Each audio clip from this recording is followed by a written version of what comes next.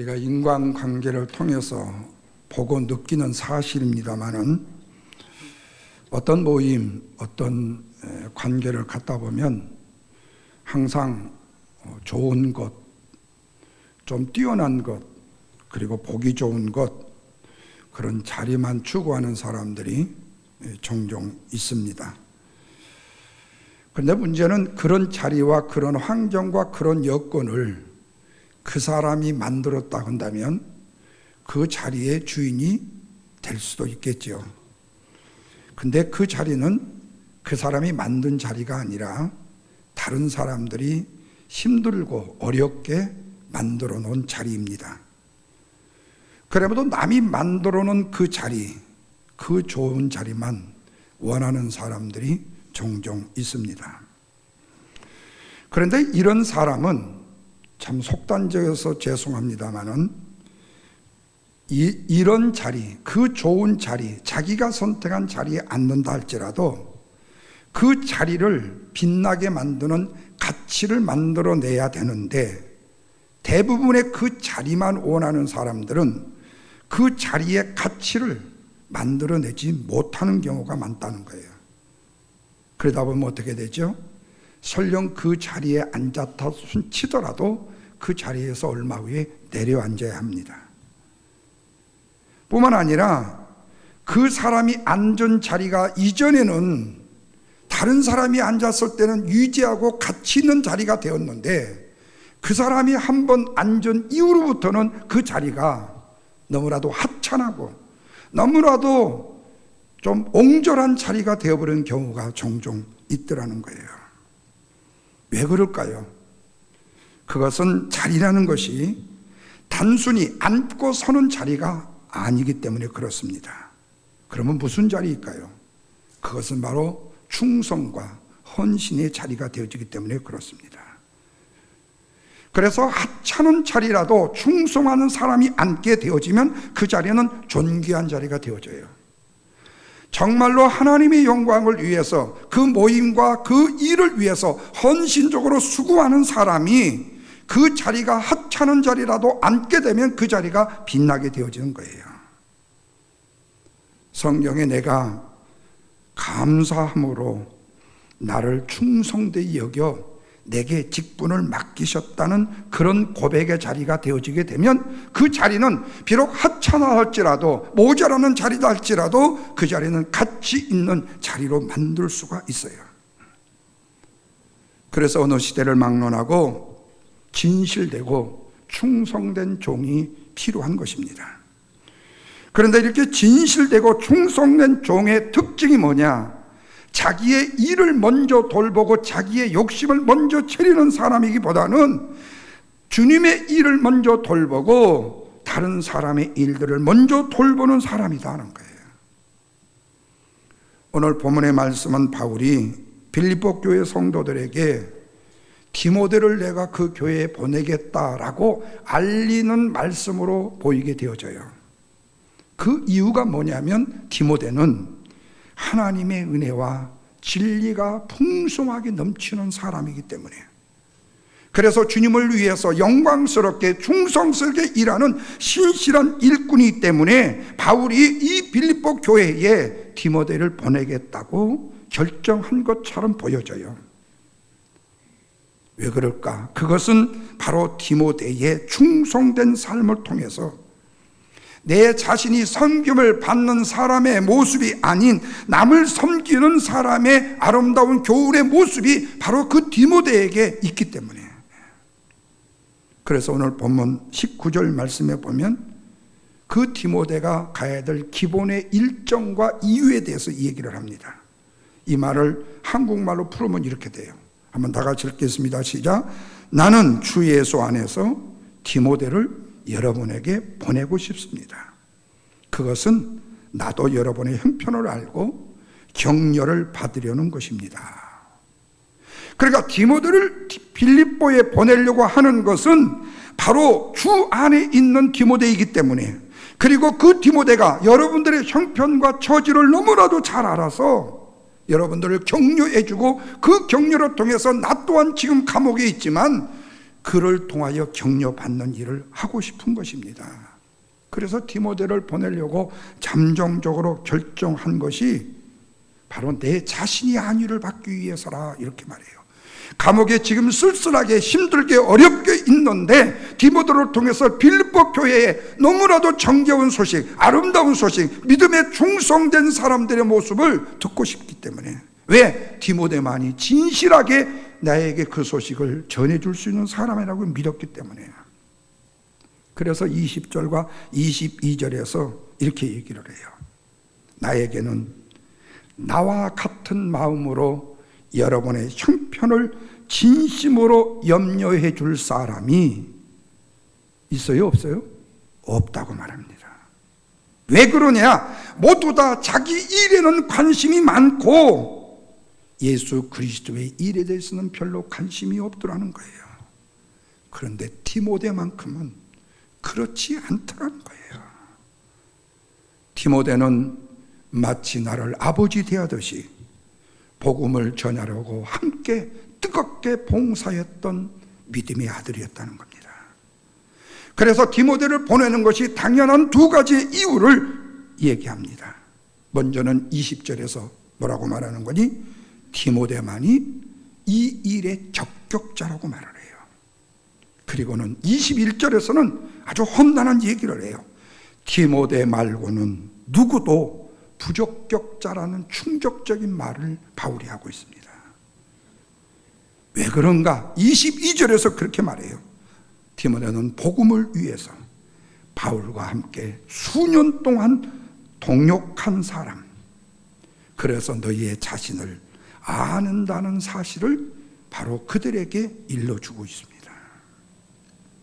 그런데 문제는 바로 이 바울이 감옥에서 이 빌립보의 교회는 편지를 썼지만 이 편지를 가지고 가는 사람은 디모데가 아니에요. 어쩌면 편지가 도착한 뒤에 디모데가 갈 수도 있다는 얘기예요. 그리고 바울은 그럼에도 불구하고 지금 이 편지의 내용 속에다가 디모데에게 보내게 되었는지, 그 디모데를 왜 거기에 보내게 되었는지에 대한 입장을 충분히 설명을 하는 겁니다. 그리고는 그 뒤에 에바브로디도라는 이 제자가 어떤 역할을 했는지 디모데는 가서 결과를 전해줄 것이라고 얘기를 합니다.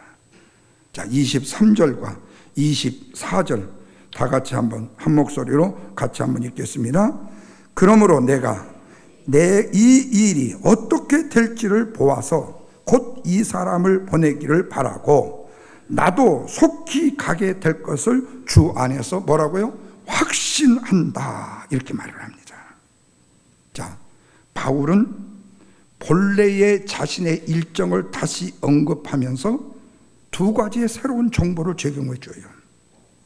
다시 말하면 첫째는 바울이 복음에 대해서 너무나도 적극적이다. 나는 이 복음 전함에 있어서 이것이 가장 1등이라는 사실을 다시 한번 그들에게 보여주고, 그리고 이 일은 모두 다 내가 감방에서 감옥에서 혼자 계획하는 일이 아니고 주 안에서 하고 있는 일인데 이 모든 일 가운데에 예수 그리스도의 일에만 나는 관심이 있지 다른 부분에 대해서 관심이 있지는 않다 그래요.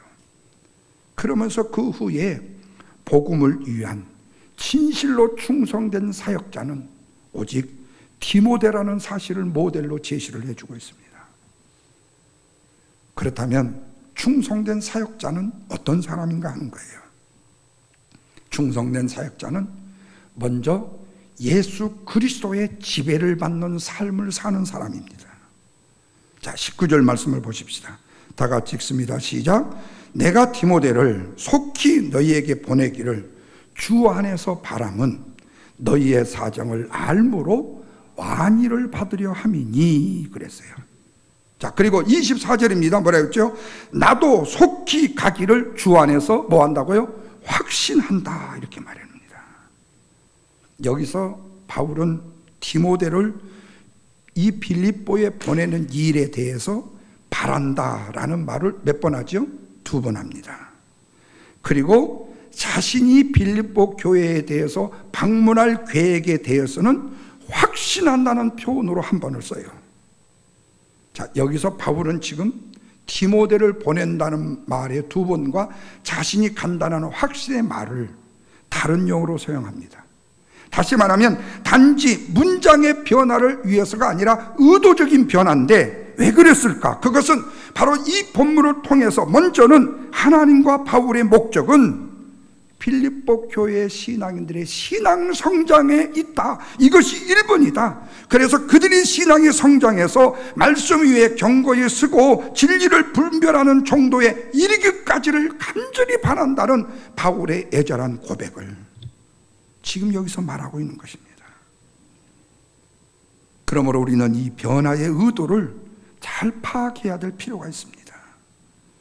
어쩌면 이를 통해서 빌립보 성도들에게 디모데의 예기된 방문보다도 더 확실하게 다시금 자신이 엄청난 어려움에도 불구하고 꼭 그 빌립보 교회를 방문하려는 확신을 가도록 의도할 수 있는 말이 되어지기 때문에 그렇습니다. 그러나 사실은 바울이 빌립보 교회를 방문할 수는 없었어요. 그러나 이 바란다는 단어는 용어보다도 더 훨씬 강한 용어인 확신한다라는 장의를 자기의 방문의 계획을 이야기하고 있는 겁니다. 그럼에도 불구하고 바울은 디모데를 보내는 일이나 자신이 방문하는 계획된 모든 일들이 단순히 인간적인 뜻이 아니라 바로 뭐라고 하죠? 주님의 뜻 안에서 이루어짐을 밝히고 있는 거예요. 그렇다면 우리는 계획을 한다 할지라도 주님이 원하시지 아니하면 우리는 갈 수가 없어요. 그러나 내가 가지 않는다 할지라도 주님이 원하시면 나를 갈 수가 있어요. 오늘 아침 일부 예배를 통해서 로마서의 바울이 로마를 엄청나게 가고 싶었어요. 그들의 오직 복음만을 위해서, 그들이 복음으로 더욱더 향상되고 성장되는 믿음의 모습을 보기 위해서 간절히 가기를 원했지만 바울은 그 당시에 갈 수가 없었어요. 그러나 하나님은 바울의 그 예절한 마음을 들으시고 후에 그가 군사를 대동하고 죄수의 몸이었지만은 최고의 환대를 받으면서 수많은 기적을 일으키면서 로마까지 방문하게 되고 결국 로마를 방문했던 그는 바울에서 순교하지만 그 순교 직전에 그가 감옥에서 전파했던 주의 복음이 그 거대한 모든 길은 로마라고 말했던 로마가 바울이 간지 불과 몇십 년도 안 됐어요. 전체 복음화가 이루어지는 기적의 역사가 이루어지게 되더라는 거예요. 왜 그래요? 그것은 바울이 원하는 뜻이 아니라 주님이 원하시는 뜻이었기 때문에, 바울 안에서 이루어진 것이 아니라 주 안에서 이루어진 것이기 때문에, 그래서 보낸다는 말과 확신한다는 이 말씀은 바로 주 안에서 주님이 하신다라는 확신을 얘기하고 있는 겁니다. 그래서 디모데에 보내는 계획이나 자신이 방문한다는 이 확신이 인간적이 아닌 모두 다 주 안에서 되어진다라는 이름을 밝혀요. 그래서 여기에 쓰여진 주 안에서라는 이 말은 우리가 흔히 보통 주님의 뜻이라면 되겠죠. 뭐 둘이 결혼할래? 주님의 뜻이라면 되겠죠. 이렇게 습관적으로 사용하는 말이 아니라, 관습적인 표현이 아니라, 그렇다고 해서 나 앞으로 될 일 아무것도 몰라요, 이거 굉장히 겸양한 겸손의 표현처럼 들릴지 모르지만 뿐만 아니라 미래에 내 인생은 몰라요, 주님 생에 달려있기 때문에요, 나는 아무것도 못해요, 이렇게 자기의 비하적인 표현도 아니라는 거예요. 이 주 안에서라는 표현은 빌립보 교회 성도들에게 뭔가를 가르치고 싶다는 확신이 들어져 있는 말씀이에요. 좋은 때나 나쁜 때나 바울이 믿고 실행하는 말은 모두 다 하나님의 주권, 하나님의 능력 안에 달려있다는 말씀이에요. 다시 말하면 자신의 모든 바람이나 확신이나 기대조차도 주님 위에 의해서 이루어졌다는 사실에 대한 의존, 바로 주님에 대한 지배의 삶이에요. 그래서 한마디로 충성된 사역자 바울은 그리스도를 떠나서는 자신은 아무것도 할 수 없다는 사실을 고백하는 겁니다. 뿐만 아니라 그리스도를 통하지 않고는 아무것도 결정을 이룰 수 없다는 고백이에요. 오직 그리스도만이 자신의 삶 전체를 통제하고 컨트롤 하시고 지배하시는 분이라는 사실의 고백이에요. 그래서 디모데를 보낼지에 대한 여부를 결정하시는 분도 주님 예수 그리스도시요 자신이 그들에게 속하여 갈지를 결정하실 수 있는 분도 주 예수 그리스도라는 사실을 고백하고 있는 거예요. 여러분, 이것이 뭐지요? 그리스도인의 삶의 모습인 것입니다. 충성된 그리스도인의 통제된 삶의 모습인 것입니다. 내 뜻대로, 내 경험대로, 내 지식대로, 내 마음대로, 내 계획대로, 내가 기도한 대로 이루어지기를 원하는 것이 아니라 주님의 선하신 뜻이 주 안에서 힘들어도 어려워도 쉬워도 아니면은 정말로 고통스러워도 주님이 하라 하시면 할 수 있다라는 믿음의 고백, 주님의 그 충성된 종으로서 주님의 지배 아래 삶을 살아간다는 믿음의 아름다운 고백. 그래서 여러분, 우리가 어떤 일을 놓고 볼 때에 야, 이 일이 참 어렵다, 이거 힘들다, 우리는 내가 결정함으로 인해서 해야 되겠다 하지 말아야 되겠다 또 내가 결정해버리는 거예요. 근데 여러분, 주 안의 일은요, 주 안의 일은요, 절대로 내가 할 수 있다 할 수 없다가 아니라 주님이 하라 하시면 하는 것이 충성된 종으로서의 주님의 지배의 삶을 살아가는 삶이라는 말씀입니다. 이 삶을 살아갈 때에 우리는 뭐지요? 주님의 영광을 위해서 살아가는 삶인 것입니다. 뿐만 아니라 주 예수 그리스도의 뜻으로 말미암아서 내가 주님과 함께 묶이고 주님에 의해서 다스려진 삶을 사는 것입니다. 그리스도인은 그분의 뜻을 아는 자인과 동시에 그분의 뜻을 떠나서는 행동하지 않는 사람이고, 그의 모든 생각과 행동은 그분의 뜻대로 지배되어진 삶을 살아야 되기 때문에 이런 통제되고 지배된 충성된 종들로의 삶을 사시기를 주님의 이름으로 축원합니다. 마지막 한 가지는요, 그리스도인의 삶이라는 것은 고상하고 영적이어야 합니다. 더티해서는 안 됩니다. 자연스럽고 인간적인 삶이어야만 합니다. 왜냐하면 우리가 참된 그리스도인이 된다는 것은 결코 인간적인 감정만을 전체를 다 배제시키고 싹 없애버리는 일만은 아니기 때문에 그래요. 지금 바울은 빌립보 교회 성도들 때문에 근심하고 있습니다.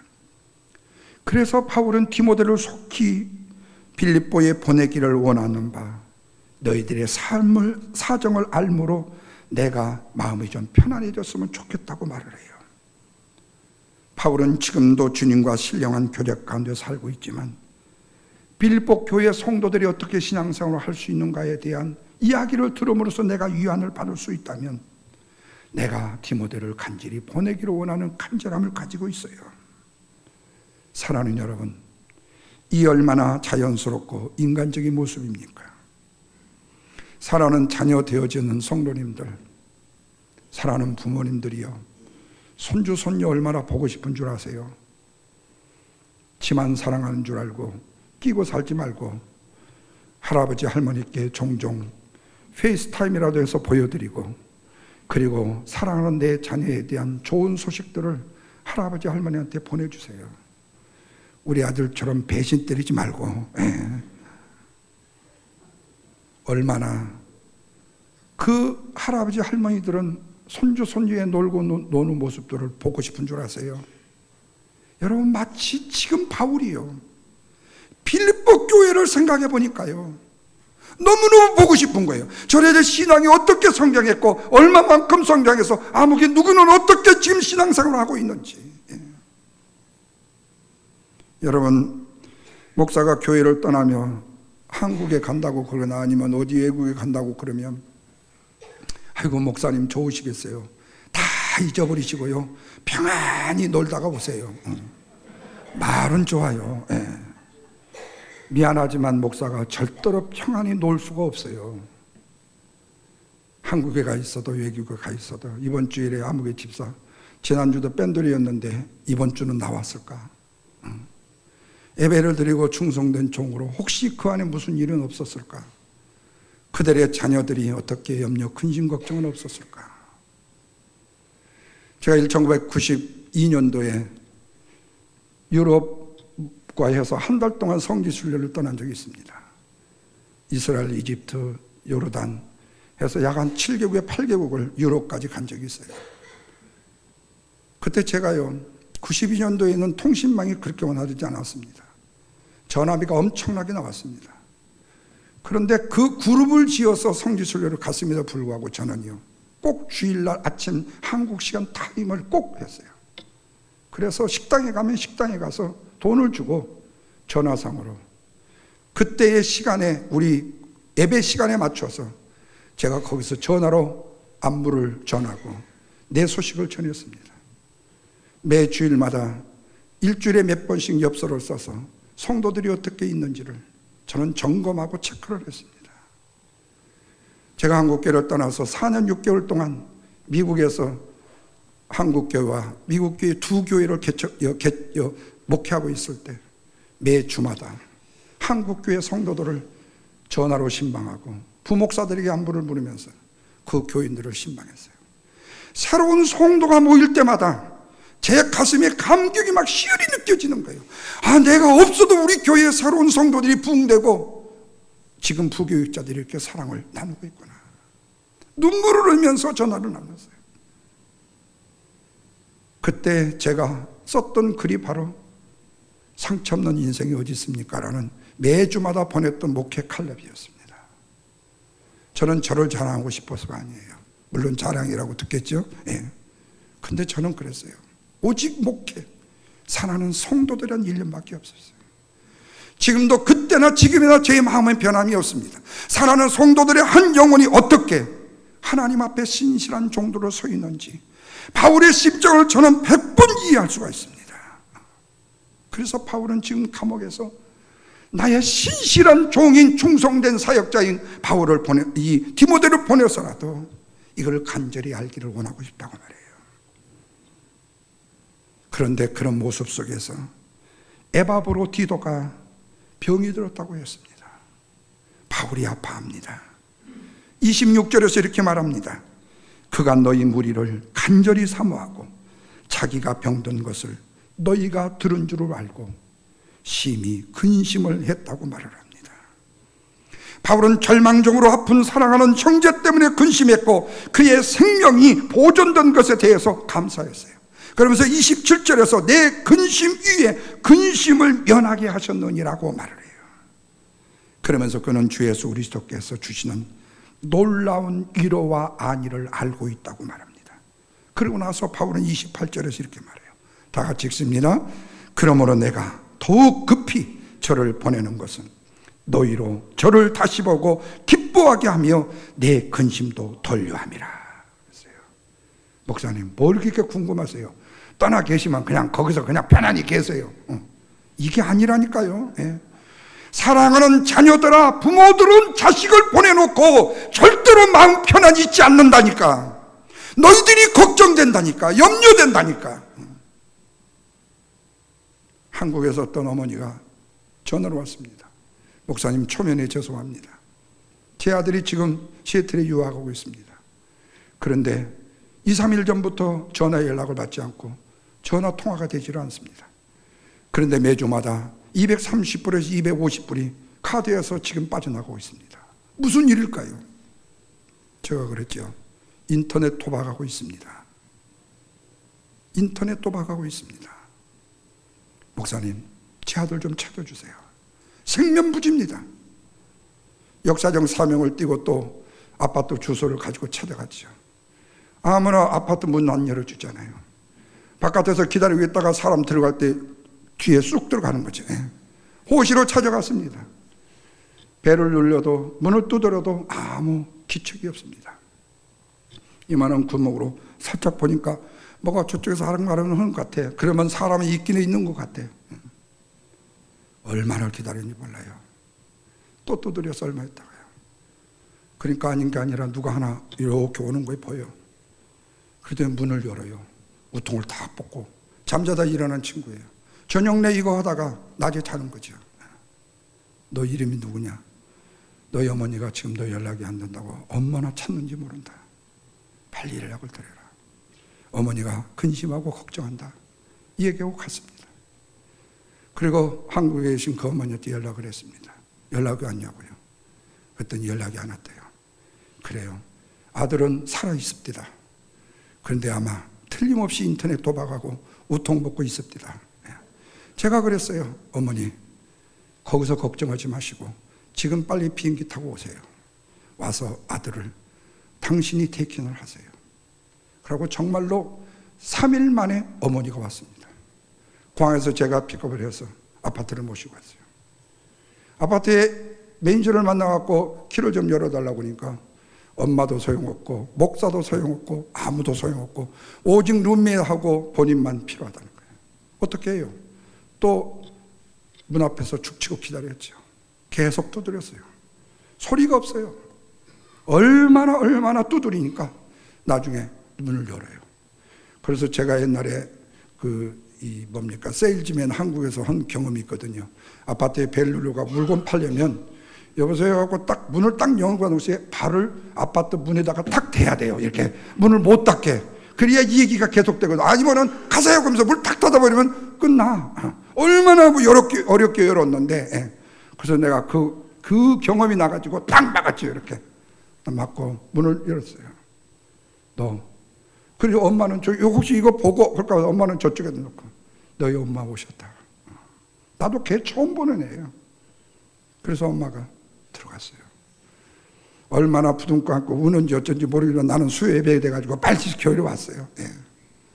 후에 얼마 되지 않아서 일주일 후인가 보름 후에 연락이 왔어요. 한국으로 데려왔다고. 1년이 지난 다음에 1년 반 후에 그 어머니가 다시 저한테 연락을 했어요. 목사님, 내가 인사도 제대로 못 드렸는데 하긴 그때 한국에서 오실 때 김하고 멸치는 가져왔었어요. 그러면서 저한테 1년 반이 지난 다음에 우리 아들 취직했어요. 한국에서는 자리 잡고 잘 삽니다. 목사님 고맙습니다. 참 그럴 때 제 마음속에 그 애는 우리 교회에 있었고 없었고가 문제가 아니라 부모님들이 걱정하는 염려예요. 우리 사랑하는 아그들아, 부모님한테 연락 자주 드리도록 하라고. 바울이 사랑하는 형제 때문에 근심합니다. 그 생명의 보존 것 되기 때문에 기뻐합니다. 그리스도의 놀라운 이루를 알기 때문에 그렇습니다. 그러면서 바울은요, 인간적으로 여러분이 크게 기뻐하리라는 사실은 나의 슬픔을 덜어줄 것이라고 28절에서 말합니다. 사랑하는 여러분, 그리스도에 의해서 지배되고 하늘의 영역 안에 거하는 놀라운 삶은 평범하고 자연스러운 일입니다. 그러나 그리스도인의 삶은 어떤 어느 순간에서라도 하늘에 충실한 삶이어야 합니다. 뿐만 아니라 평범한 삶에서 날마다 하늘의 신령한 은혜의 삶이 드러나는 삶이어야만 합니다. 그런데 안타까운 것은 그동안 수많은 기적을 행했던 바울도요, 에바브로 디도의 병을 기적적으로 고칠 수가 없었다는 거예요. 여기서 우리는 성령의 은사가 인간의 경험과 힘과 능력이 있고 목사라고 있는 것이 아니라 성령의 주권 아래에 있다는 사실을 알아야 됩니다. 중요한 원칙입니다. 은사를 베푸시는 분은 목사가 아니라 인간이 아니라 하나님이시기 때문에 그렇습니다. 성령께서는 어떤 사람은 기적적으로 치유하기로 걱정 안 해도 되게 만드시기도 하지만 어떤 사람은 그 병으로 인하여 죽을 수도 있는 일도 허락되기도 합니다. 그러므로 기적적으로 기도하는 가운데 치유를 받지 못했다고 해서 병자의 믿음이 부족했다거나 가족의 기도가 부족했다거나 심지어는 목사가 기도를 좁게 해주었다고 생각하는 것은 옳지가 않다는 거예요. 치유에 대한 잘못된 가르침이 성도를 괴롭게 하고 가족을 괴롭게 하고 목회자를 괴롭게 할 수 있기 때문에 그렇습니다. 그런데 에바브로 디도는 누구보다도 충성된 신앙인이었어요. 치유를 받을 수가 없었어요. 바울도 치유할 수 없었어요. 그런데 여러분, 감사하게도 하나님께서는 아직도 그 기적적인 치유를 베푸시는 하나님이 계신다는 사실입니다. 우리가 소원한다고 자동적으로 이루어지는 것이 아니라 다시 말씀을 드립니다만 기적적으로 치유를 받지 못했다, 믿음이 부족했다, 기도가 부족했다, 이렇게 함부로 결단하여 말하지 말라는 거예요. 모든 것은 주님의 주권의 손에 달려있기 때문에 그렇습니다. 이렇게 말하면 참 좋네요. 목사님, 주님의 뜻대로 될 것이죠 라고 현재의 상황이 어려짐에도 불구하고 두 손 다 내려놓고 털썩 주저앉아 세상 일에 의존만 하면서 주님의 축복을 믿는 사람이 되라는 말은 아닙니다. 우리는 우리의 소중한 분들의 아픈 처지를 놓고 우리를 향해서 최선의 계획을 가지고 계시는 하나님 앞에 부르짖어야 되겠죠. 그것이 절대 주권자이신 하나님을 믿는 신앙인이 해야 될 마땅한 반응이기 때문에 그렇습니다. 그러므로 우리가 하나님 앞에 우리의 절박한 상황을 아랜다는 것은 절대로 게을리해서는 안 되는 일인 것입니다. 우리의 딱한 형편을 주고 부르짖는 일들에 열심을 내야 합니다. 사랑하는 여러분, 우리 교회 안에는 충분한 공간들이 준비되어 있습니다. 모두 다 함께 한 목소리로 부르짖어 기도할 수 있는 기도의 공간이 있고 삼삼오오 순별로 모여서 기도할 수 있는 여백의 공간들도 준비가 되어 있습니다. 아니요, 혼자 살아도 주님 앞에 간절히 애절하게 금식하며 부르짖어 기도할 수 있는 개인적인 장소도 기다리고 있습니다. 우리 모두 열심히 부르짖는 일을 시작하시기를 주님의 이름으로 축원합니다. 누구든지 하나님의 주권을 믿는 사람은 그분께 나와서 부르짖을 수 있기 때문에 그래요. 뿐만 아니라 우리 교회의 새로운 역사는 주님께 드리는 기도로 시작해야 되기 때문에 그렇습니다. 그동안 우리가 할 일은 우리로 하여금 하나님의 사람으로 준비되기 위해서 한 일이기 때문에 그래요. 바라기는 사랑 우리 주님 영광교회 사랑하는 모든 성도님들이 하나님의 사람답게 충성된 사역자가 되십시다. 하나님의 사람답게 충성된 사역을 감당해 나가십시다. 바로 이 일이 우리가 주 안에서 함께 꿈꾸고 함께 성장해야 될, 아까 우리 집사님의 기도 중에 있었지만 심과 섬과 운동, 한 사람의 전도 운동인 것입니다. 사랑하는 여러분, 결론을 말씀드립니다. 이미 만들어진 길이라는 것은 내가 만드는 것이 아니고 앞사람이 만들어 놓은 길입니다. 또한 만들어진 좋은 자리라는 것은 앞사람의 가치가 쌓여서 생긴 자리일 뿐입니다. 그렇다면 우리는 앞사람이 만들어 놓은 자리, 앞사람이 만들어 놓은 길에 편승하는 인생이 되기보다는 내가 내 뒷사람을 위해서, 내 후손을 위해서, 내 자녀를 위해서 먼저 가치 있는 좋은 자리를 만드는 사람이 됐으면 얼마나 좋을까요? 먼저 내가 내 후손들이 갈 수 있는 길을 만들어 놓을 수 있는 사람이 됐으면 얼마나 좋을까요? 왜냐하면 충성한 사람이 만든 자리는 존귀한 자리고 충성한 사람이 만든 길은 하찮은 길이 없기 때문에 그렇습니다. 다만 하찮은 인생이 있을 뿐이에요. 무엇보다도 주님을 위해서 충성하십시다. 그리하면 언제 어디서든지 저와 여러분은 존귀한 자리의 주인이 될 수 있을 겁니다. 요셉은 노예의 자리였습니다. 감옥의 자리였습니다. 그런데도 그는 그 감옥과 노예의 자리를 존귀한 자리로 만들어서 후에는 애굽의 총리 대신이 되어집니다. 이것이 바로 하나님의 존귀한 능력을 힘입는 성도의 길인 것입니다.